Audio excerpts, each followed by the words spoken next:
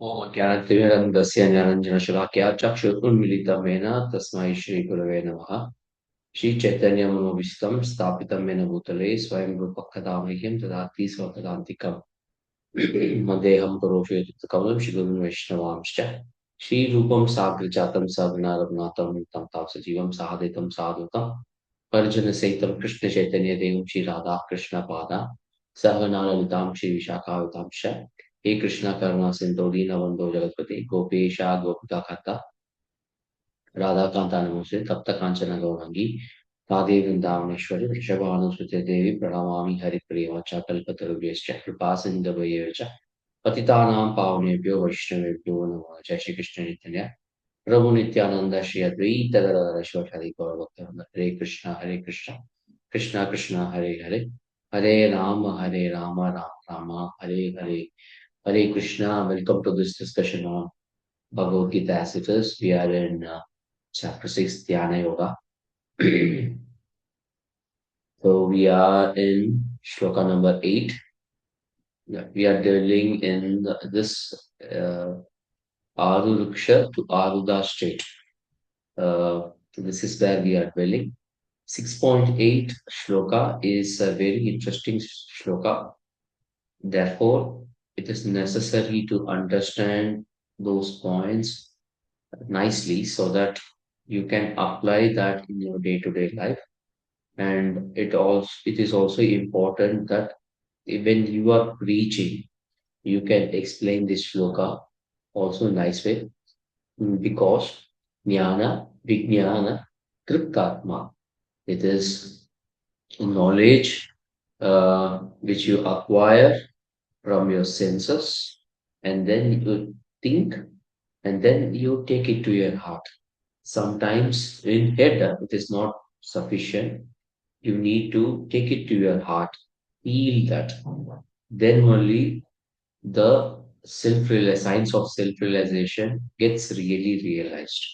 So, jnana, vijnana, triptatma, this is something very important for us to understand because we can, whenever we find problems in our life, which is called as obstacles in our spiritual life, we require this flow of information or this flow of acquiring knowledge. With this note, let us just go to the shloka. Jnana Vijnana Triptatma Kutastha Vijitendriya Yukta iti uchyate yogi sama losrasma kanchanaka. A person is said to be established in self-realization and is called yogi when he is fully satisfied by virtue of acquired knowledge and realization. Such a person is situated in transcendence and is self-control. He sees everything, whether it is pebbles, stones, or gold, as same. So, Samalosrasma Kanchana, because we want to bring everything in the service of Krishna, we consider everything equal. So our vision is based on application of the material object in service of Krishna. Now, Jnana Vijnana Triptatma. So Jnana Vijnana Triptatma, just go back to this. So we acquire knowledge through our senses and then we contemplate about it. And it contemplate, still we will not be able to understand. Logic and all will be good, but we have not got the full feel of utilizing this knowledge. So at some point of time, we will start utilizing them in our when we are applying it to the art. So this emotional connect is very important for us. It is like a map, prescription, recipe, and manual. You read Prabhupada's books, it's fine, you will get all the knowledge, but unless you take the beads and chant Hare Krishna Maha Mantra, you will not be able to understand the taste of holy name. So Bhagavad Gita can give direction, towards bhakti. It is just information. Uh, okay, they are not meant to be read for information alone. If we just read it, it is only information. But when we start applying it, it cures, prescription cures. Recipe gives you a new dish. Manual helps you to convert raw material into finished part. Therefore, Jnana Vijnana Kritatma is very important for us to internalize. Jnana Vijnana Kritatma. Kutastha, when we are able to understand, we are very well placed. Kutastha, spiritually situated and sensually controlled. So this is important here. Now, in this Jnana Vijnana Kritatma, unless we apply the scriptural knowledge does not benefit us. Scriptural knowledge application is internal. Whether the person is applying it or not is not easily apparent. Whether you are chanting the holy names of the Lord, chanting 16 rounds or not, whether we are chanting with full interest or not, it is not apparent. We will know that we are not applying it um, only when only we will know that we are not applying it. I may have promised to make Guru Maharaj, my spiritual master, that I am chanting 16 rounds.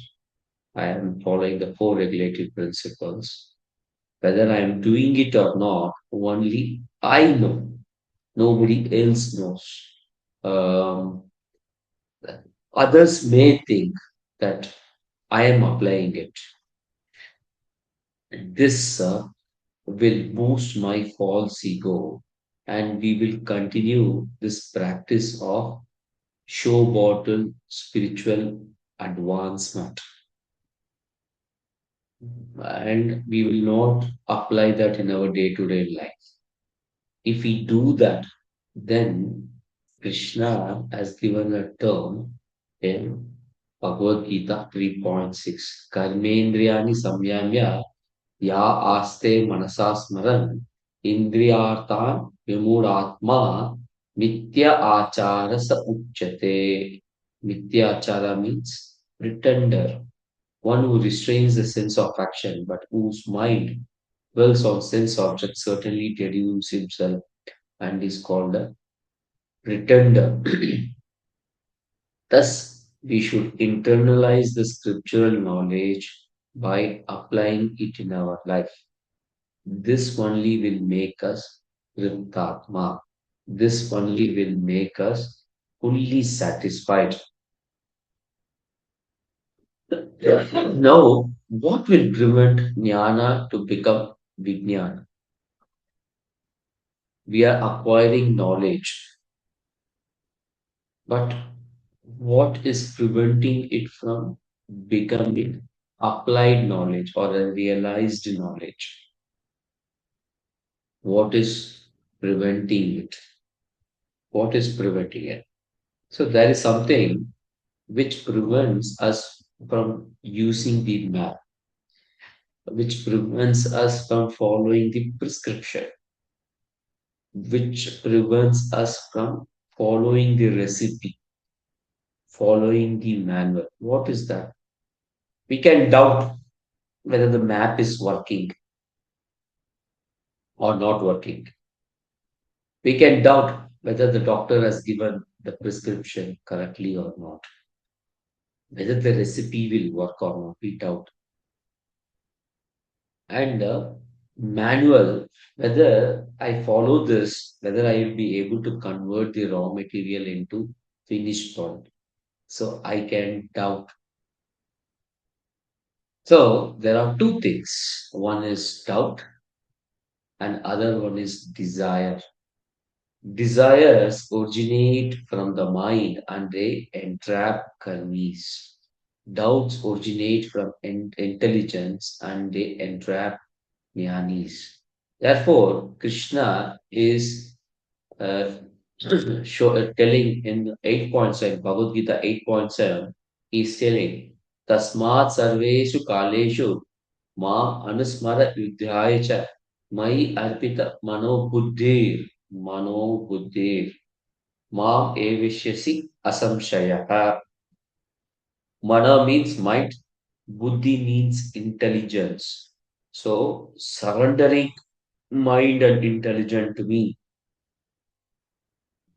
Therefore, Arjuna, you should always think of me in the form of Krishna and at the same time carry out your prescribed duty of fighting. With your activities dedicated to me and your mind and intelligence fixed on me, you will attain me without doubt.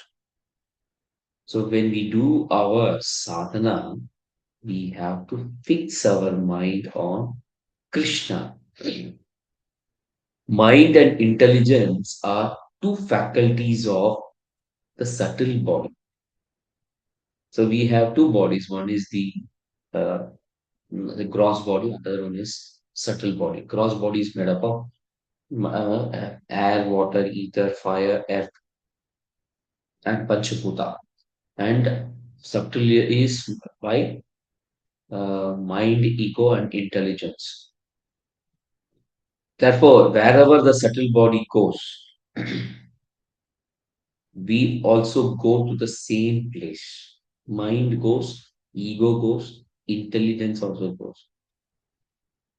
If we offer our subtle body to Krishna, as Krishna is telling here, then we offer ourselves to Krishna. These doubts and desires will block subtle body from going towards Krishna. So that is, if we are not controlling the mind and intelligence to be fixed on Krishna, then the mind and intelligence will take us away from Krishna. Desires, so let us go to the presentation. Desires originate from mind. We have lot of desires in our mind. We look for pleasures. We look for pleasures which are other than service to Krishna. And doubts will prevent us from surrendering to Krishna. As we do not get convinced about the path of bhakti, they act as a problem or obstacle on path of surrender to Krishna. So, for example, I want today in the evening instead of chanting the holy names, I want to go and watch cricket match, or I want to go and watch a movie. So the desires prevent us from applying ourselves in service of Krishna, applying the knowledge that chanting takes me closer to Krishna. That knowledge I do not apply because the desires are not dovetailed for the service of Krishna. The desires are to be dovetailed with there will be a very interesting dish or very tasty dish they are cooking, but has meat in it. So, according to the knowledge that we gain from Bhagavad Gita, written by Srila Prabhupada, meat eating is prohibited. So, our desire will still want to eat that the dish. So, this desire will take us away from Krishna. Desire will entrap us in work which is not conducive for our consciousness. Doubts, on the other hand, we have studied so much science and engineering, medicine, technology, and so on. This knowledge will prevent us from accepting what is given in scriptures. what is given in Srila Prabhupada's book. Desires are just hurdles. We can jump by purification, by chanting the holy names. When we say desires originate from mind and entrap karmis, and doubts originate from intelligence and entrap jnanis, it means every individual has a combination of karma and jnana tendency. In our day-to-day activities, whatever we do, um, there is the impact of engineering and technology, etc., which is nothing but a manipulation of matter. This manipulation of matter is to fulfill the desires, and a glorified way of fulfilling desire is following the path of karma kanda. So, advancement in engineering and technology and taking the track of karma kanda to fulfill the desires are one and the same. We either do a yagna and satisfy Indra to get rain, or we manipulate the cloud formation by chemicals and force rain. Either way, it is manipulation of matter. Either way, it is related with karma. The method, the content, the result, everything is material. The manipulation is done with the sole purpose of sense enjoyment. So, manipulating sense, technology, engineering, science, and so on is something similar to karma kanda rituals. It is done with the sole purpose of sense enjoyment. The advancement of science and technology is only to fulfill the sense desire.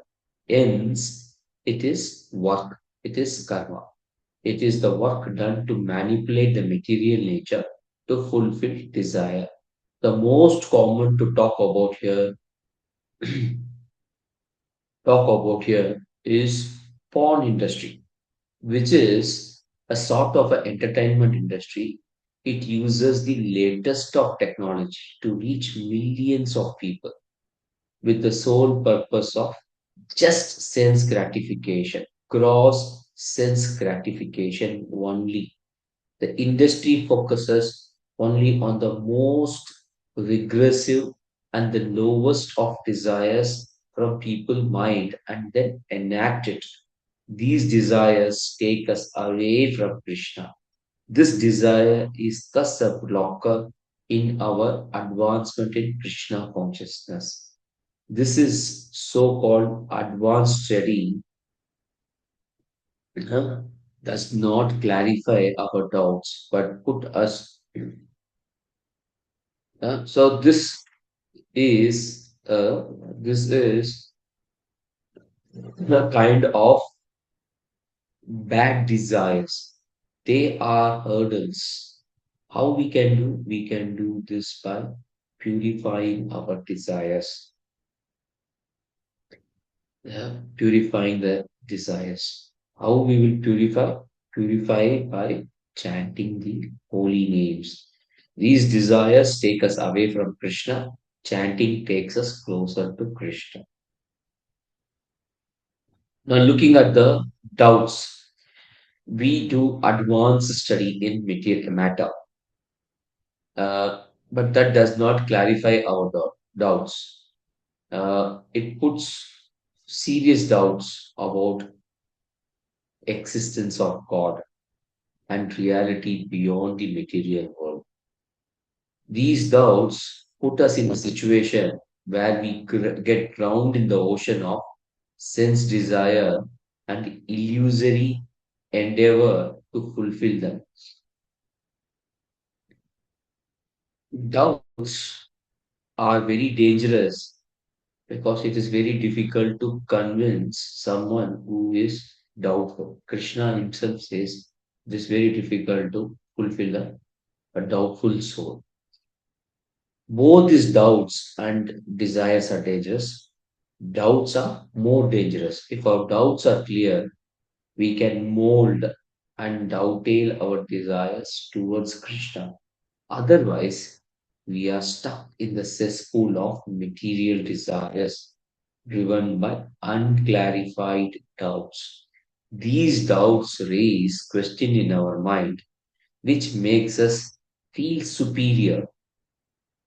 When we question a devotee about existence of Krishna, validity of offering food to Krishna, fulfillment of life by following a simple life and high thinking. People will make fun. People who are doubtful will make fun. Doubts push us to think that devotees are sentimentalists. Doubts make us think that the stuff that devotees are believing is vague, ambiguous, unclear. These doubts make us feel that we are intelligent, whereas devotees are not intelligent. This is a kind of superiority complex which puts us in a situation that we are unable to take shelter or ask help or try to find out what is the solutions for problem in a life in a humble and submissive way. So when we doubt, our ego gets boosted, and this ego prevents us to ask, prevents us to become submissive and humble and ask questions.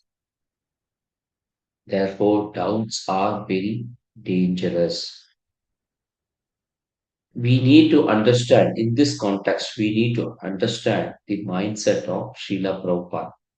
Srila Prabhupada considered philosophical deviation as more dangerous than sensual deviation. If a disciple falls down on account of a sensual object, Srila Prabhupada would encourage the disciple to continue the sadhana. However, Srila Prabhupada would caution the specific devotee and other disciple if there is a philosophical deviation. So, Jnana Vijnana Triptatma is very important for us to define in our life, in our spiritual life. We see that desires and doubts are hurdles in understanding and practicing the process of bhakti. The best way to overcome desires and doubts is purification, purification by chanting. And we know doubts in our just a few minutes back we were discussing doubts are much more dangerous than desires. They are like tall hurdles or taller hurdles.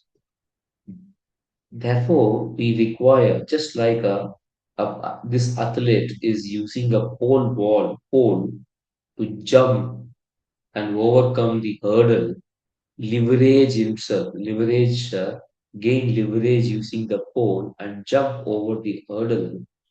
We need to do systematic study and inquiry into scriptures.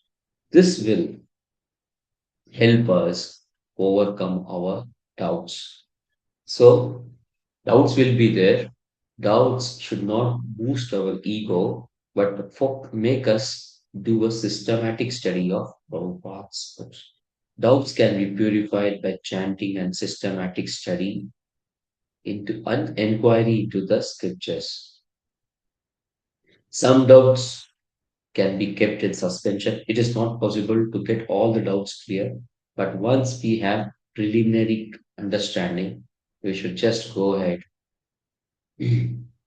and practice Krishna consciousness based on the faith that we have on Srila Prabhupada. Going back to the shloka, Samalosrasna Kanchana. Samalosrasna Kanchana. What is this? This is pebble, stone, and gold. These are all material things.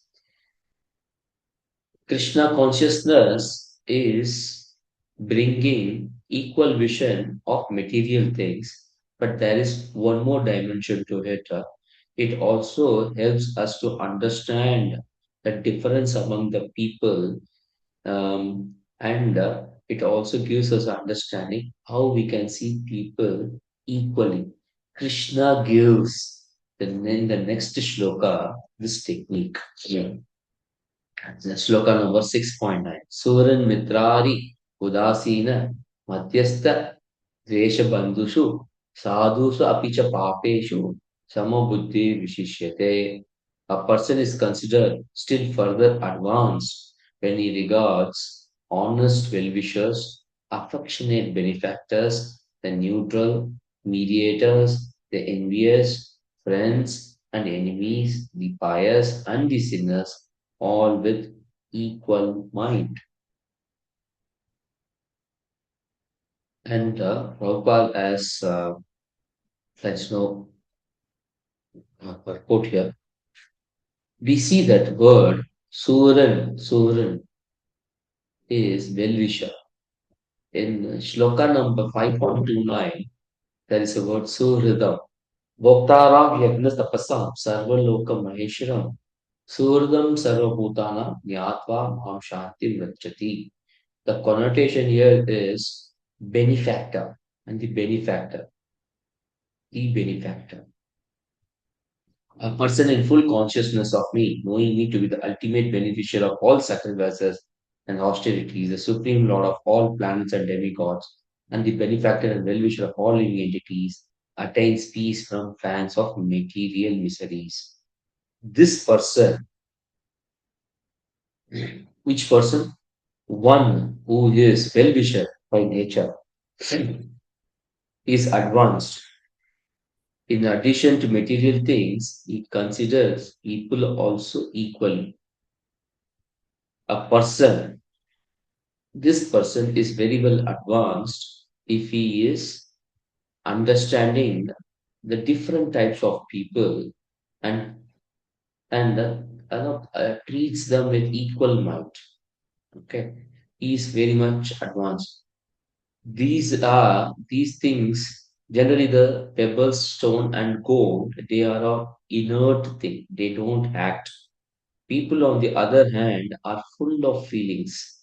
They have emotions. Some of them are smiling, some of them are frowning, some are negligent of devotees, some are respectable to the devotees.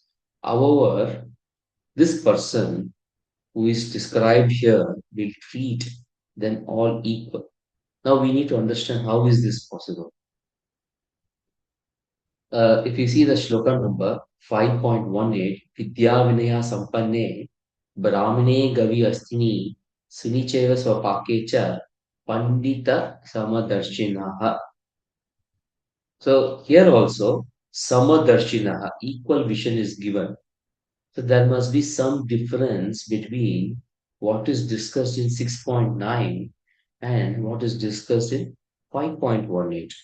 So this one shloka tells that the humble sages, by virtue of true knowledge, see with equal vision a learned and a gentle Brahmana, a cow, an elephant, a dog, and a dog eater, outcast. In 5.18, Brahmana and Swapake is a dog eater, are compared. They are people, they are humans. These humans are varying in modes. Brahmana is in mode of goodness, Swapake is in the mode of ignorance. So this is the spectrum. In this spectrum, animals are also included. In 6.9, the main focus is only humans and relationships. The verse 6.9 talks about variety of relationship. What are that? Neutrals, enemies, friends, enemies, neutrals between belligerents, mediators between belligerents. They are like judges. Dvesha is the envious. Bandhushu is relatives or well-wisher. Sadhushu, pious, as well as papeshu, sinners. Samabuddhi, having equal intelligence, is far advanced. So the verse 6.09 talks about variety of relationships. These relationships are hidden form of potential sense gratification. The person, like a friend, who is a friend? Friend is someone who can give me some sort of sense gratification. So these relationships provide a person with some sort of sense gratification. When we have equal vision here, this potential sense gratification um, from these relationships will be completely given up.